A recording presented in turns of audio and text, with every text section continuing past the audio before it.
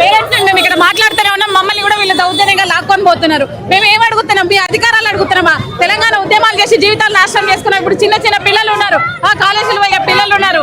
మేము అడుగుతున్న ప్రభుత్వం ప్రైవేట్ స్కూల్స్లలో చట్టాలను నియంత్రణ చేయరు. పోనీ ప్రభుత్వ పాఠశాలలో సరిగా ఉంటున్నారు. హైదరాబాద్ ట్విన్ సిటీలలో 8 లక్షల పిల్లలు చదువులలో పోతుంటే 7 లక్షల పిల్లలు ప్రైవేట్ స్కూళ్ళలో చదువుతున్నారు. 1 లక్ష పిల్లలే గవర్నమెంట్ స్కూల్ పోతున్నారు. మరి ఏమైంది మిగతా స్కూల్స్ అన్ని? ప్రైవేట్ స్కూళ్ళలో ఖచ్చితంగా ఫీజుల నియంత్రణ చట్టాలు తీసుకొని రావాలి. మేమందరం పేరెంట్స్ అందరి తరఫున ఏ పార్టీలైనా సరే మేమందరం డిమాండ్ ఒకటే, ఫీజు నియంత్రణ చట్టాలు తీసుకొని రావాలి. దాని పక్షంలో ఈ సంవత్సరం 0 హైక్ పెంపుని ఆయనకి ఏమొచ్చని పోనీ ఏమన్నా వచ్చా? ఆయనే చెప్తాను కదా, ఏబిసిడీలు రాకపోతే కాలేజ్ పై చదువుకోమని మాట్లాడతాడు. కనీసం విద్యాశాఖ మంత్రి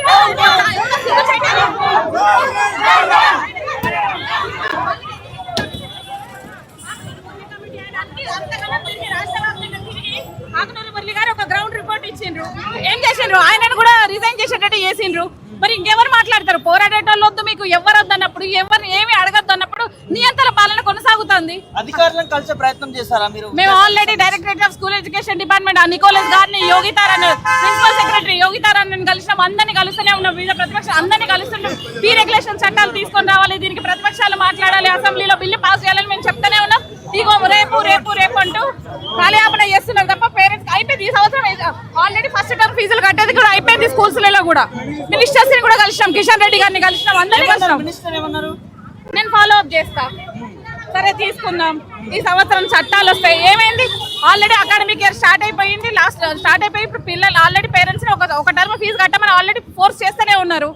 చట్టాలు ఇగొస్తాయి అగొస్తాయి. మాకు ఈ సంవత్సరం మన 0 హైక్ 1 రూపాయి పెంచకుండా మేము లాస్ట్ ఇయర్ ఫీజు కడతామంటే ఎక్కడ ఒప్పుకోవట్లేదు.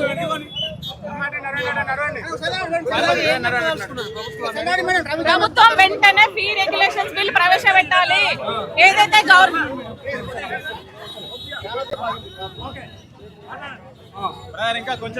ఏదైతే పిల్లలకి ఇప్పుడు ఫీజు రియంబర్స్మెంట్ ఏదో మేము పిల్లల మళ్ళీ అకౌంట్లకి వేస్తామని చెప్పి దొంగ జీవో తీసుకొచ్చారు. జీవో నెంబర్ 7 ని రద్దు చేయాలి. ఎందుకంటే ఫీజు రియంబర్స్మెంట్ ఎత్తేయడానికి ఈ ప్రయత్నాలు. ఫీజు రియంబర్స్మెంట్ బకాయిలే విడుదల చేయకుండా ఇప్పుడు మళ్ళీ పిల్లల అకౌంట్లకు వేయాలంటే ప్రతి పేద విద్యార్థి ఎస్సీ ఎస్టీ బీసీలు ఎవరైనా సరే వాళ్ళు ఆల్రెడీ డబ్బులు కట్టిన తర్వాత ఎప్పటికో నువ్వు ఇస్తావు, అది ఇస్తావో సస్తావో కూడా తెలియదు. అట్లాంటి పనికి మళ్ళీ జీవోలు ఇవన్నిటిని రద్దు చేయండి.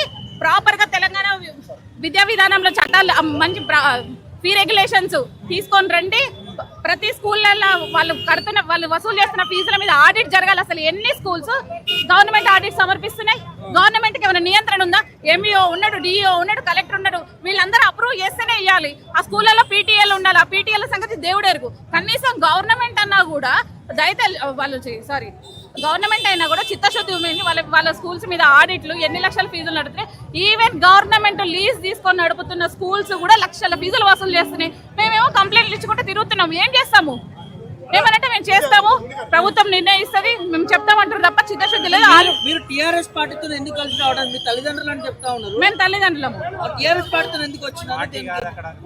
టీఆర్ఎస్ పార్టీ ఇప్పుడు మేమేమంటున్నాం, టీఆర్ఎస్ పార్టీ విద్యా విధానాల గురించి నేను ఫైట్ చేస్తాను, మేము మద్దతు ఇస్తున్నాం. ఇప్పుడు మిగతా ప్రతిపక్షాలలో ఎవరైనా మాట్లాడుతున్నారా? ఏమనంటే వాళ్ళ పార్టీ వాళ్ళ కొడుకులు వీళ్ళ ముచ్చట్లే సరిపోతుంది కానీ మొత్తం ప్రతిపక్షాలన్నీ చచ్చిపోయినాయి. చెల్లెని రూపాయి కంటే అధ్వానం బతుకుతారు మిగతా రాజకీయ పార్టీలు. ఈ అక్క ఇనిషియేటివ్ తీసుకుంది. మాకు కావాల్సింది ఏంది? అధికారాలు కాదు, మనల్ని ఇచ్చిందే.